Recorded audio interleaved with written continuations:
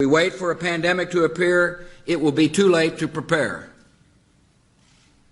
And one day, many lives could be needlessly lost because we fail to act today.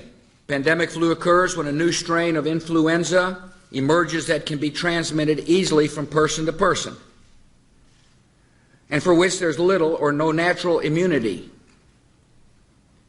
Unlike seasonal flu, most people have not built up resistance to it. And unlike seasonal flu, it can kill those who are young and healthy as well as those who are frail and sick. At this moment, there is no pandemic influenza in the United States or the world. But if history is our guide, there is reason to be concerned. First, we must detect outbreaks that occur anywhere in the world. Second, we must protect the American people by stockpiling vaccines and antiviral drugs, and improve our ability to rapidly produce new vaccines against a pandemic strain.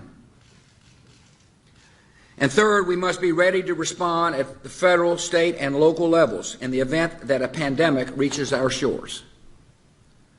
To meet these three goals, our strategy will require the combined efforts of government officials and public health, medical, veterinary, and law enforcement communities, and the private sector. It will require the active participation of the American people. And it will require the immediate attention of the United States Congress, so we can have the resources in place to begin implementing this strategy right away.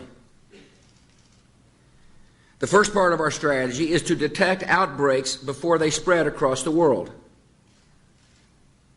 In the fight against avian and pandemic flu, early detection is our first line of defense.